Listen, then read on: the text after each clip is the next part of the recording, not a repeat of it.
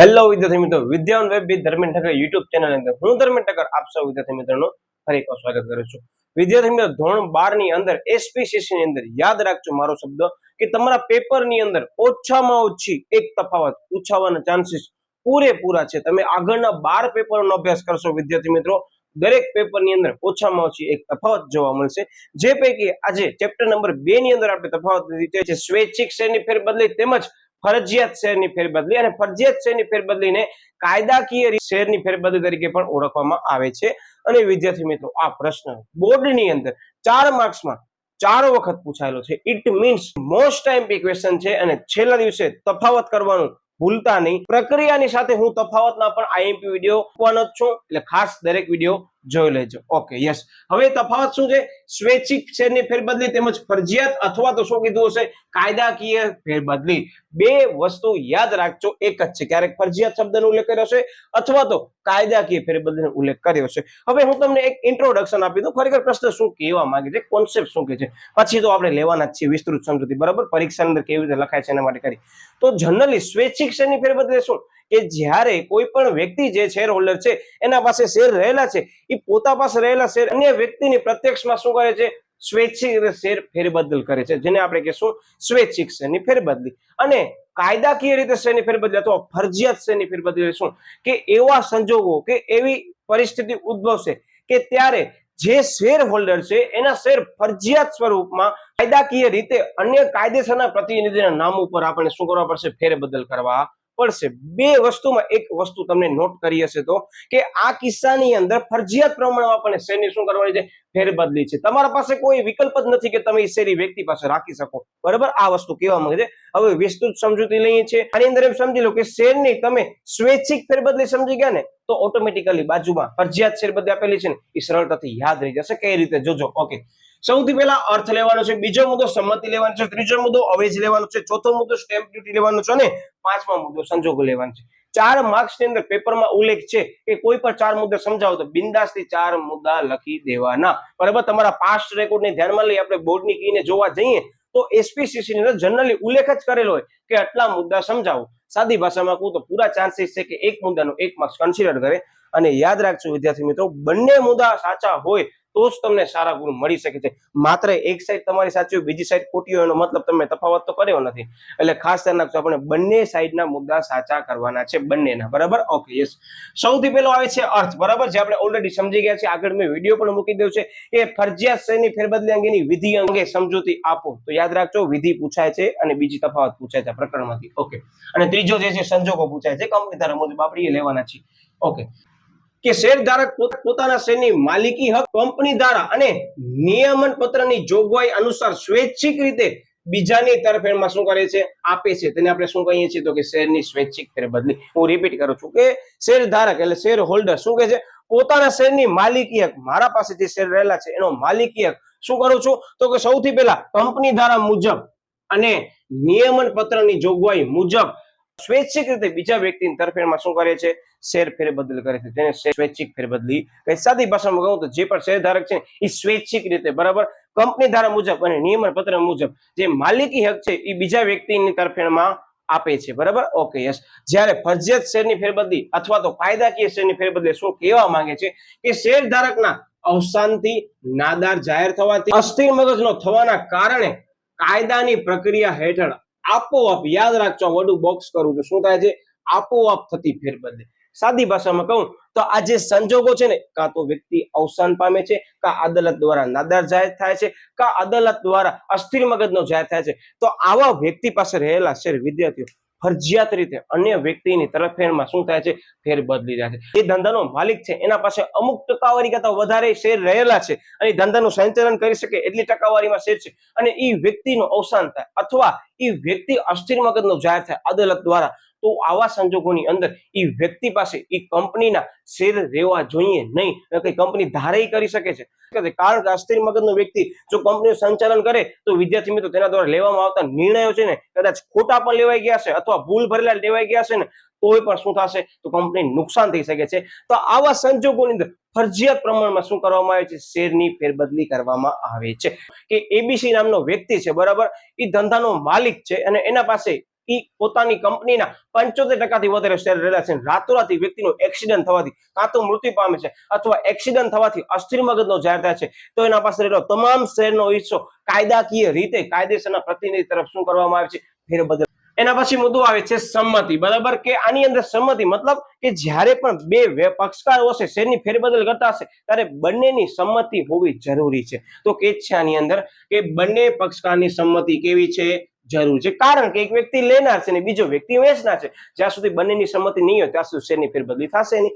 પણ ઓ કિસ્સાની અંદર વિચાર કરો, બંને પક્ષકારની સંમતિની જરૂર ખરી કે નહીં? લોજિકલી વિચારજો. ના સાહેબ, કાં તો વ્યક્તિ ગાંડો થઈ ગયો છે, બરાબર, અસ્થિર મગજનો થઈ ગયો છે, અથવા તો વ્યક્તિ પોતે હયાત જ નથી, તો શું તમે વ્યક્તિ પાસે સંમતિ લેવા જશો? ન લેવા. વિદ્યાર્થી મિત્રો ખાસ ધ્યાન રાખજો, બરાબર. એટલે કે છે કે આ પ્રકારમાં સંમતિની જરૂર રહેતી નથી. આ યાદ રાખજો, સાવ ઇઝીલી પોઈન્ટ યાદ રહી જાય એટલે મેં આને બીજો નંબર આપ્યો છે, બરાબર. ઓકે, ચોથા નંબર ઉપર એક મેં પોઈન્ટ મૂક્યો છે જે તમારી ચોપડીની અંદર બીજા નંબર ઉપર છે, પણ યાદ રાખજો આ પોઈન્ટ રિપીટ થાય છે એટલે મેં છેલ્લે મૂક્યો છે.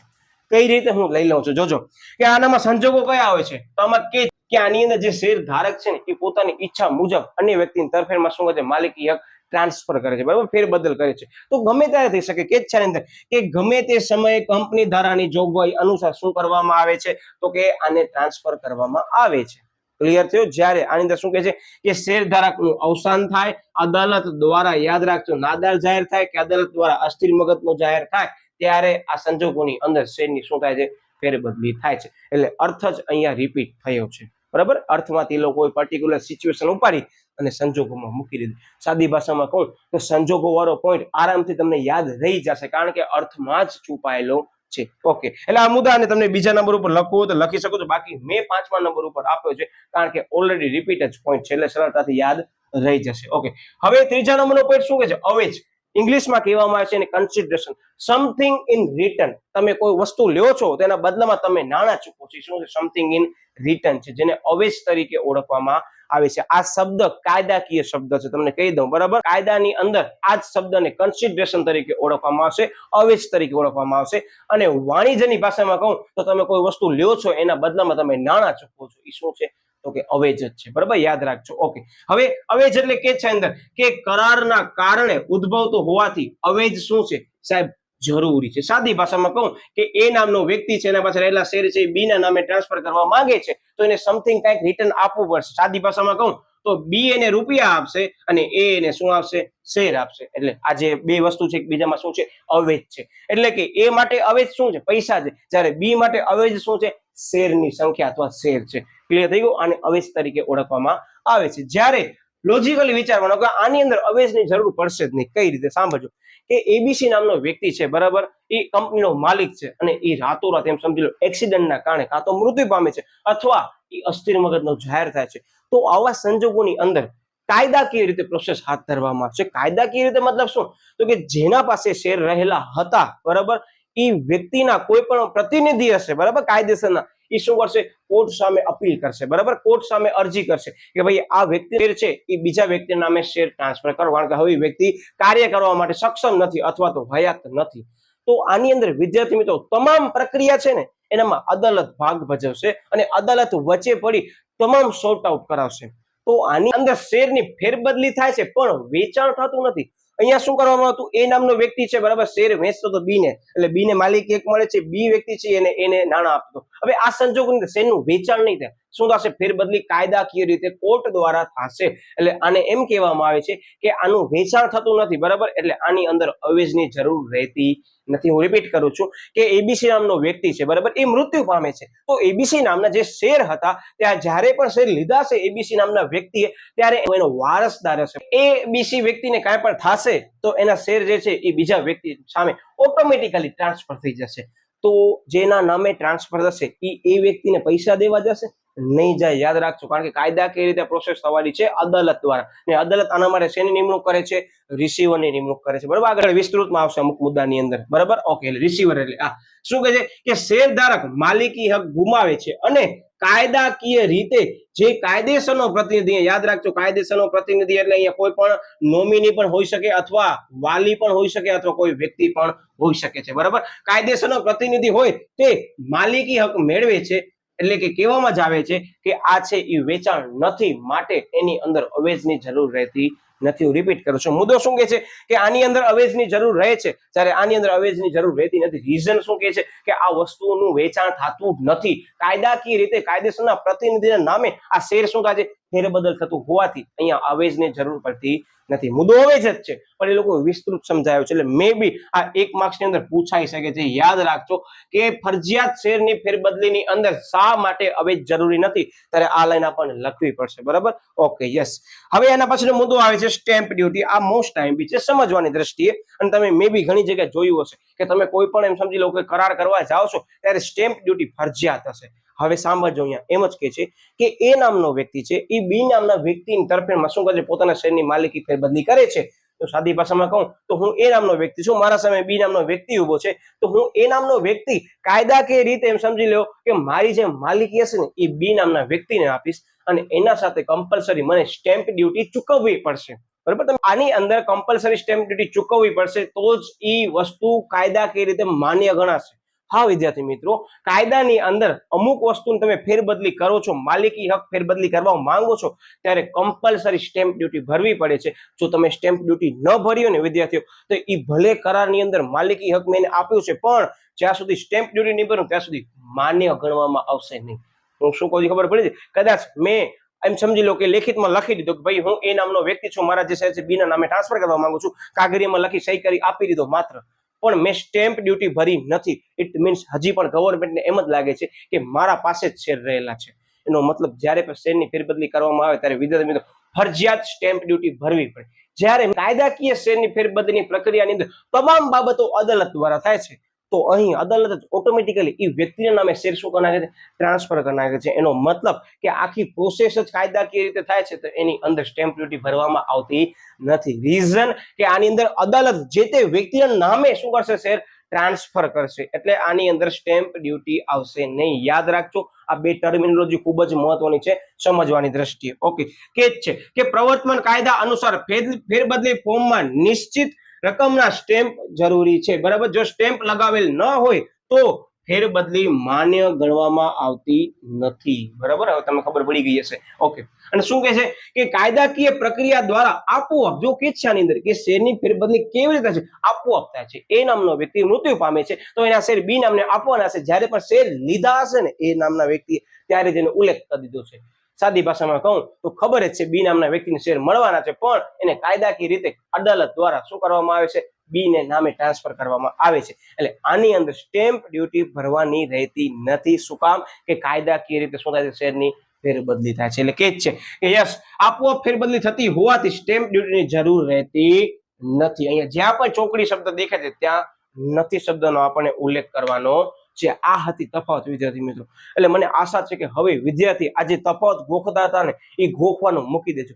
બીજી વસ્તુ કે આ વસ્તુ મોસ્ટ ટાઈમ બી છે, એટલે પરીક્ષા વખતે આપણે ખાસ કરીને જવાની છે. હું હમણાંથી કહી દઉં છું કે તમે કોઈ પણ વર્ષની પરીક્ષા આપશો એની અંદર ઓછામાં ઓછી એક તફાવત, હું શું રિપીટ કરું છું, ઓછામાં ઓછી એક તફાવત. અમુક વર્ષના પેપરોની અંદર તમે જોશો ને તમને નવાઈ લાગશે વિદ્યાર્થી મિત્રો, બે તફાવત પૂછી છે. સાદી ભાષામાં કહું ને તો કે 3 માર્ક અને 4 માર્કની અંદર તફાવત પૂછાવાના ચાન્સીસ ખૂબ જ વધારે છે. મતલબ તફાવત કર્યા વગર આપણને ઘરની બહાર પગ મૂકવાનો નથી. અને હું આ ચેનલ ઉપર તમારા એસપી ની ધોરણ 12 ની બરાબર તમામ સાતે સાત તફાવત તમારી બોર્ડની પરીક્ષા પહેલા અપલોડ કરી દે. ખ્યાલ છે કે તફાવત જ્યારે છેલ્લે પેપરમાં લખતા હશો ને ત્યારે એ યાદ આવવી જરૂરી છે. અને આ જ ચેપ્ટરની અંદર એક તફાવત નથી, 2 તફાવત છે. એનો મતલબ તમે સમજી ગયા છો કે ઓછામાં ઓછી એક તફાવત મને પૂછવી હોય ને તો આ ચેપ્ટરમાંથી પૂછવાની સંભાવના બહુ જ વધારે થઈ શકે છે. એટલે વિદ્યાર્થી મિત્રો મળે આપણે વળી પાછું નવી તફાવતના વિડીયો સાથે. તેથી ખાસ ચેનલ સાથે જોડાવી દેજો, તેમજ વિડીયોને લાઈક કરી દેજો, ચેનલને હજી પણ સબસ્ક્રાઇબ ન કરી સબસ્ક્રાઇબ કરી દેજો, તેમજ બેલ આઇકન ઉપર પ્રેસ કરી દેજો. હું સાઈડમાં આવી જાઉં છું, તમે સ્ક્રીનશોટ લઈ શકો છો. એના પહેલા હું તમને ખાસ જાણકારી આપી દઉં કે આપણા ચેનલની અંદર એસપીસીસી, અર્થશાસ્ત્ર અને વાણિજ્ય વ્યવસ્થા મોસ્ટ ટાઈમપી વિડીયો જે છે એ મૂકવામાં આવ્યા છે. તમારા મિત્રો સુધી હજી સુધી પહોંચાડવાના બાકી રહી ગયા વિદ્યાર્થી મિત્રો, તેમને ખાસ શેર કરજો. મને ખ્યાલ છે કે ઘણા બધા વિદ્યાર્થી મિત્રો છે કે જે લોકો અમુક સગવડ ભોગવી શકતા નથી અને એ લોકો આ માધ્યમ દ્વારા ભણવાનો પ્રયત્ન કરે છે તો એના માટે આ ચેનલ 24 કલાક અવેલેબલ છે. તમે ગમે ત્યારે કોઈ પણ પ્રશ્ન ઉદ્ભવે છે તમે બિંદાસથી મારા નીચે સોશિયલ મીડિયાના માધ્યમો આપે છે ત્યાં તમે કનેક્ટ થઈ બિંદાસથી પૂછી શકો છો. તમે ઇન્સ્ટાગ્રામ ઉપર કોઈ પણ પ્રકારનો ડાઉટ, મને ઘણા બધા ડાઉટ આવ્યા છે, આઈ નો, હું તમામ ડાઉટને ધ્યાનમાં લઈ હું વિડીયો બનાવવાનો છું. અમુક જે ડાઉટ છે એનો હું સોલ્વ કરાવી દઈશ, પણ વિદ્યાર્થી મિત્રો ખાસ એવા લોકો સુધી પહોંચાડો કે જે લોકો સુધી હજી પણ શિક્ષણની સગવડો પહોંચી નથી. એટલે ખાસ વિદ્યાર્થી મિત્રો હવે આપણને કરવાનું શું છે તો એવા દરેક વિદ્યાર્થી સુધી આ ચેનલને પહોંચાડવાનું છે કે જેથી કરીને વિદ્યાર્થી ઘરે બેઠા પણ શિક્ષણની ઉચ્ચ સગવડ મેળવી શકે છે. બરાબર, એટલે વિદ્યાર્થી મિત્રો આ તમારા જે 3 સબ્જેક્ટ છે, 3 સબ્જેક્ટ પરીક્ષા સુધી હું એના મોસ્ટ ટાઈમ પીને ટ્વિસ્ટેડ ક્વેશ્ચન કે જે ઘણા વિદ્યાર્થીઓને યાદ રહેતા નથી એ હું મૂકી દેવાનો છું. એટલે ચેનલ સાથે ખાસ જોડાયેલા રહેજો. તમે વિડીયોનો સ્ક્રીનશોટ લઈ શકો છો. યસ, ઘણા બધા વિદ્યાર્થીઓને એવું થતું હશે કે સાહેબ તમે જે મુદ્દા લખ્યા છે પરીક્ષાની અંદર અમે ન લખીએ તો સાહેબ અમને નુકસાન થઈ શકે છે. તો હું એનો જવાબ આપી દઉં કે નુકસાન થતું નથી, તમે આ મુદ્દા નથી લખતા, પણ તમે લખશો ને તો એનો ફાયદો તમારા રિઝલ્ટમાં ચોક્કસ દેખાશે. એટલે શક્ય હોય ત્યાં સુધી આ વસ્તુને પણ આપણને યાદ રાખવાનું છે. અને આ તમામ વસ્તુ ક્યાંથી લેવામાં આવી છે? આ બધા પેટા મુદ્દામાંથી તો લીધા છે, સંજોગોની બધા અર્થ છે. બરાબર, એટલે વિદ્યાર્થી મિત્રો મળ્યા આપણે વળી પાછું નવા ટોપિક સાથે. ત્યાં સુધી બાય બાય.